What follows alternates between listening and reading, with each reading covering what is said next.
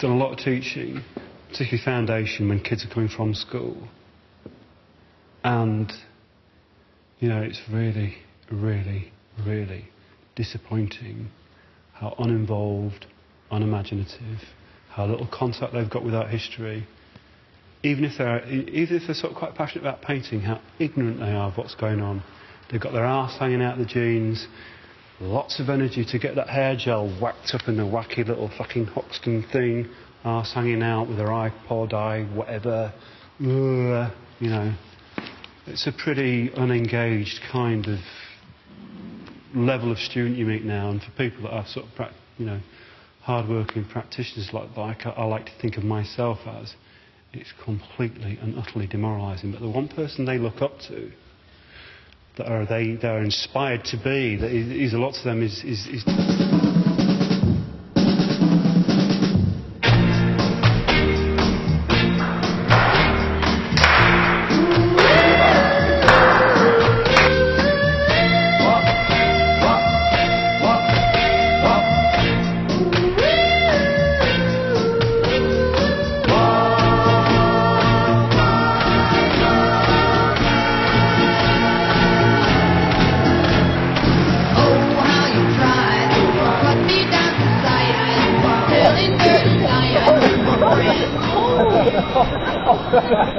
basically puts the artist at an extreme premium, living or dead.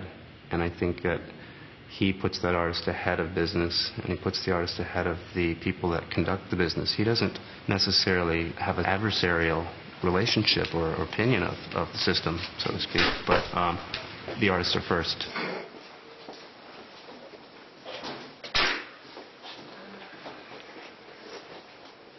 Due to his own practice, in that he's just making lots and lots of work, and it's all about market, and he's a very clever manipulator. But I think that's absolutely untrue, because he is one of the most passionate people about art, in that he has a belief in the magic qualities, the untangible quality of art to take you somewhere, in that it really is a sort of holy grail.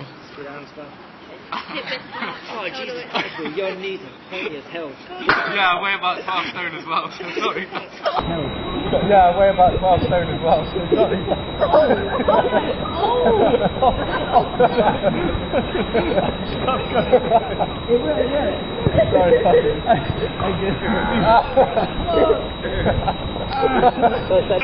So stand up again. Yeah, stand up.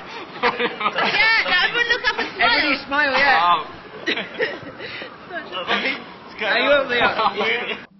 This is the most notorious work of art of recent times. It's a work of art in itself, and it produces other works of art. He is one of the giants, someone who has taken the language of modern art and given it new meaning, new definition, and found a consistent way to challenge our notions about what a work of art can be and how it can be experienced. Everybody that I know gets his work, you know what I mean? I think it's a spectacular and incredibly interesting artwork, and it raises all sorts of issues about what is the place of the museum in terms of what does it say about Britishness, about whether art can actually have a political function anymore, or is it just impotent in some ways, is it just playing lip service to issues. It talks about realism. Is of greater cultural significance than this lone, somewhat evangelical protest. It's a rather beautiful kind of chess move, and as much by serendipity as by calculation. This passionate cultural thug wanted to ditch preconceptions and experiment with new ideas and unexpected materials. He's probably, you know, the most important artist working today in any medium, in my opinion. I'd also like to thank Gordon's Gin for their generous sponsorship.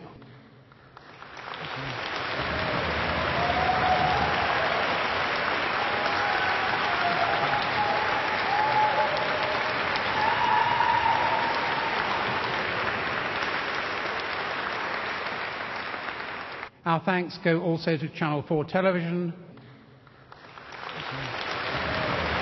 I am impression was he was a young man who was dedicated to the idea of making art his life. He thought about that all the time. He worked at it all the time.